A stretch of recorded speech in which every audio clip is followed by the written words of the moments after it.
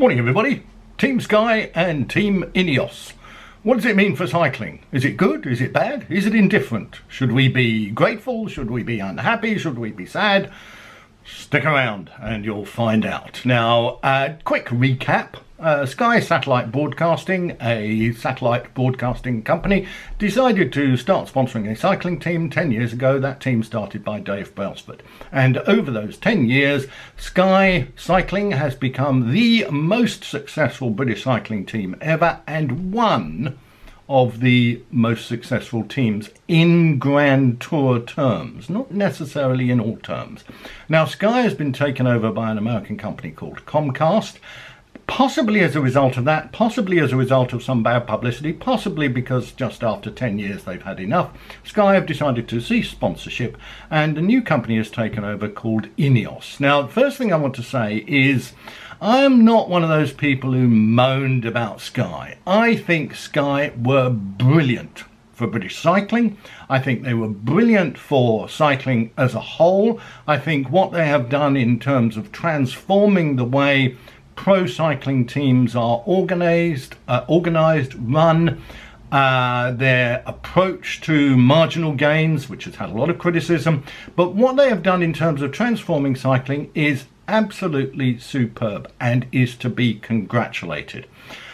I am a Remain supporter, as many of you know, but I can't disguise a little feeling of happiness that Britain, for so long, the poor man or poor woman of pro cycling, laughed at by the Europeans and the Colombians and everybody else, suddenly had a cycling team that swept all before it, and the bloody French, no offence to the French, finally getting a kicking in their own backyard, and Sky riders winning 6 of the last 7 Tours de France. I think it has been great for cycling. Yes, they've had some problems.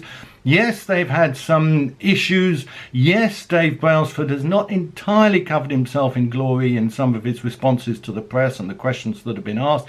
Yes, the Dr. Freeman episode, the Jiffy Bag episode, etc., and there have been others, are very bad. But in the context of 10 years of successful cycling, I'm not saying we should put them to one side, but I think if we're looking at a plus and a minus column, the plus column is filled with a lot more ticks than the minus column is. Anyway, Sky has decided to stop and Ineos has taken over. Ineos is a chemicals company, the largest, I believe, privately owned chemical company in Britain. I'll be honest and say I didn't know anything about Ineos.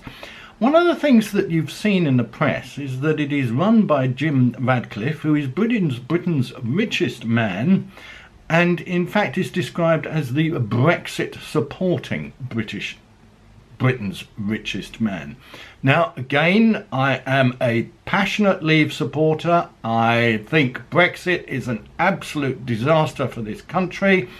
I don't criticise individuals for voting Brexit, but I think the country's majority decision to vote for Brexit was absolutely crazy.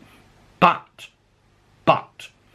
since when did Brexit supporting person become some kind of insult?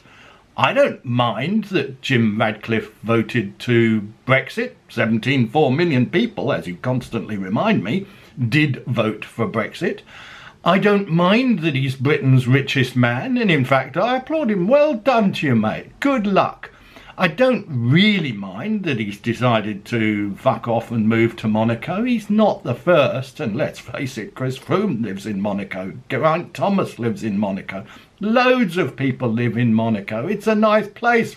For heaven's sake, the fact that we're in Europe allows people to move and live and work in Monaco.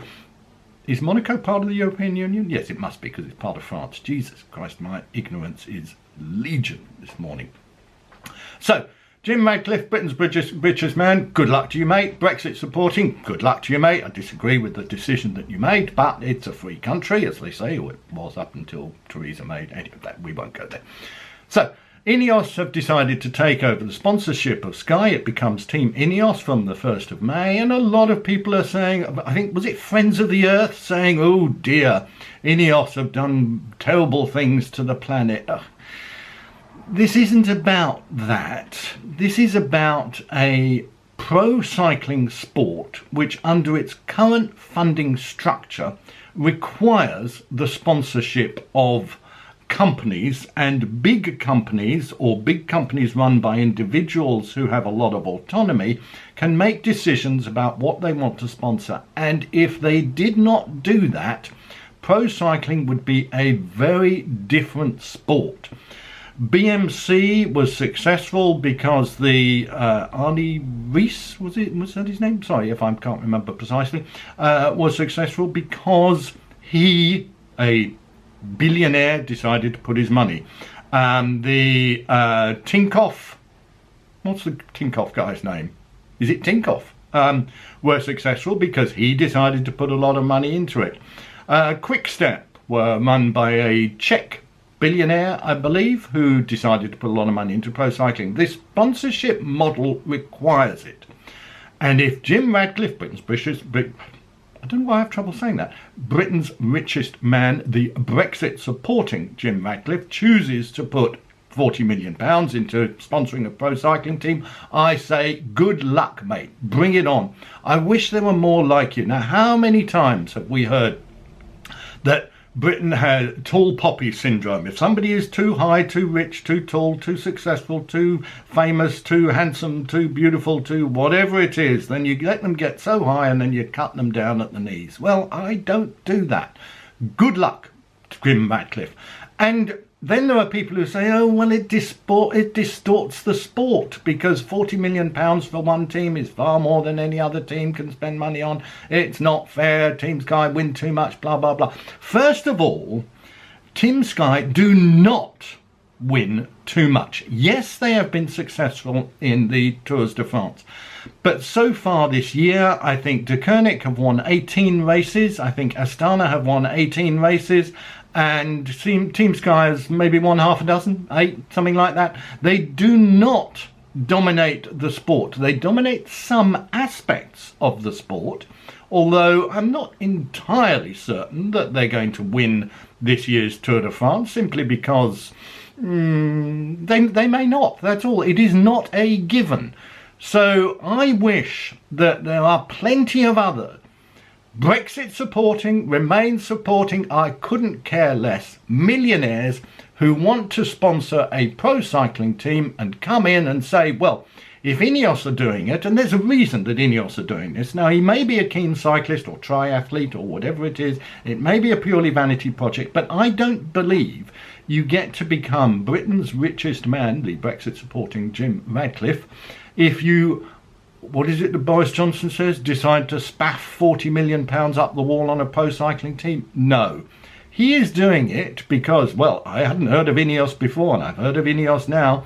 And if they sponsor Team Ineos for the next 3 years or 5 years or whatever it is, yes, they will spend a lot of money, but they will generate an enormous amount of publicity. Yes, there is a certain amount of vanity project for it for Jim Ratcliffe, but he's not doing it just out of vanity. He's doing it because he wants to support the sport and because he wants to get some important coverage for his business. He is, I believe, spaffing £100 million on the Britain's attempt to win the America's Cup by, I'm tempted to say Bear Grylls, but I don't think it's Bear Grylls. It's the other one who's Ben Ainsley. That's it. So Ben Ainsley. I don't know why I get Ben Ainsley and Bear Grylls mixed up, but anyway, I do. Well, £100 million on a boat, for fuck's sake, that takes part in, what, one race? And people are worried about him spending £40 million on Team Sky a year. Well, what does that buy you? It buys about 25 riders. It buys a backup staff of, what, 50?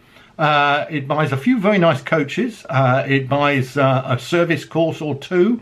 It buys quite a lot of stuff, actually. And if Chris Froome gets whatever it is, €3 or €4 million a year, it's not much in terms of international sporting icon salaries. In Egan Bernal and in Ivan Sosa, they have 2 potential Grand Tour winners. So I say good luck to them. Well done. What's the problem? Why are there so many, we hate Team Sky, oh, now we're going to have to buy another shirt. Well, don't buy a fucking sponsored cycling shirt then if you don't want to have to buy another one. You know that sponsors don't last forever. Jesus, how many people do you see going around wearing a Belkin shirt, for heaven's sake? So, and all, forget it, mate. Forget it. It's good for cycling. It's good for sport. It's good for the Brexit supporting Britain's richest man, Jim Radcliffe. It's good for Team Ineos. It's good that somebody has stepped in to take over from Sky's sponsorship. It's good that Dave Brailsford is staying at the helm. It's good that we can keep on sticking it to the French and Romain Bardet. No, you ain't going to win the Tour, mate. I'm sorry, you're a nice guy, little fella. Not little fella, slim, a very slim fella, looks about 18. You ain't going to win the Tour de France. Thibaut Pinot, nope, you ain't going to win. Quintana, nope, sorry, your time is gone. Nibali, nope, your time is gone. Dumoulin, possibly. Primoz Roglic, woohoo, watch him. Who's the other one? There's another one whose name escapes me. Anyway, Team Sky, Julian Alaphilippe, he's not going to win the Tour, but he's a great rider and he doesn't ride for Team Sky. So it's a good thing. I'm happy with it. I'm sorry if I'm rambling, but there you go. Now, if you like these videos, then please subscribe using the button below. If you give me a thumbs down, by the way, things have changed. I can see the thumbs down buttons, but I can't see the thumbs up buttons. I think you need a certain number of thumbs up buttons before you can actually see them on my computer. So please give me a thumbs up just so I can check if it works. And thanks for watching, and see you next time. And today is Friday. Tomorrow, 1:30, I think, on Eurosport, Milan-San Remo. Watch it. Mark Cavendish isn't racing. Not sure who's going to win. Let's see. It's going to be exciting. See you next time.